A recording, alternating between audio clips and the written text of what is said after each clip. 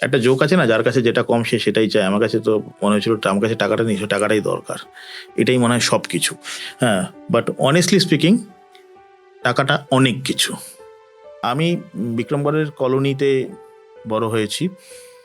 আমি আমার ছোটোবেলাটা পুরো এই বর্ষাকালটা আমাদের কাছে বিভীষিকা ছিল। ওপর থেকে জল পড়তো, নিচে পুরো ঘরে জল থাকতো, খাটের উপর আমরা বসে থাকতাম, লোকে এসে ত্রাণ দিত। আর আমি জীবনে কিন্তু প্রায় 14 বছর পেপার দিয়েছি। আমার বাবার পেপারের ব্যবসা ছিল। গ্রীষ্ম মানে বর্ষা, না যে এটা বলা উচিত কিনা, আজকে সেই মানব পাল মার্সিডিজ নিয়ে আমাদের অফিসে এসেছেন। যাদের বাড়িতে পেপার দিয়েছি তাদের সঙ্গেই ধরো আজকের দিনে আমি একটা জায়গায় বসি, বা তাদের নেক্সট জেনারেশনের সঙ্গে বসি, তারাই আমাকে আজকের দিনে আশীর্বাদ করে। তাদের আমি মাঝে মাঝে মনেও করিয়ে দিই, আমি কিন্তু আপনার বাড়িতে পেপার দিতাম এই সালে। ভেবেছিলাম শর্টকাটে অনেক কিছু করা যায়। তা বছর দেড়েকের মধ্যে যখন মোহ ভাঙলো, বাড়িতেও জানলো যে আমি কলেজ যাই না এবং ড্রপ করে গেছি, ফাইনাল ইয়ার আর এক্সামিনেশন দিইনি। মায়ের থেকে 50 টাকা করে নিয়ে বেরোনোর যুগ শুরু হয়ে গেল। তারপর আমি একটি ডিস্ট্রিবিউশনের ব্যবসা করি নিজের বাড়িতেই, বিস্কিটস অ্যান্ড এডিবল অয়েলের।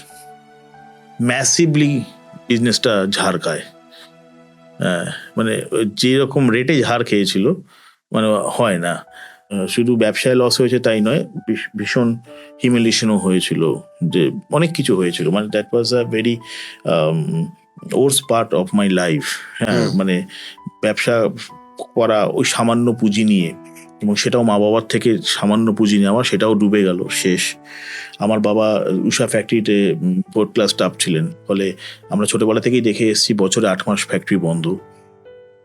সো বুঝতেই পারছিস যে তখন কিন্তু এরকম নয় যে আমি বাবা থেকে লাখ লাখ টাকা নিয়ে কিছু করেছিলাম। দ্যাট ওয়াজ মেবি খুব সামান্য 20-30 হাজার টাকা, সেটাও ডুবলো, উল্টো দেনা হয়ে গেল আর কি।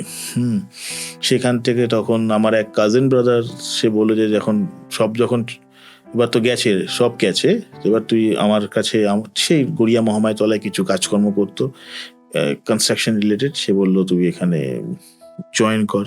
কি হিসাবে জয়েন কর আমি সত্যি জানি না, মানে আমি আজকের দিনে সেটা আমি কি তার সেখানে পার্টনার ছিলাম না সুপারভাইজার ছিলাম, বা যাই ছিলাম, আমি সেখান থেকে আমার কোথাও যেন সেটাকে থাকতে থাকছে আমার মনে হলো যে কাজটা খুব ভালো আমি করতে শিখতে পারলে, বা এবং আমার ভালো লাগছে কোথাও গিয়ে, আমার মনে হলো এটা তুমি ওই প্রথম তোমার রিয়েল এস্টেটের প্রবেশ। একদম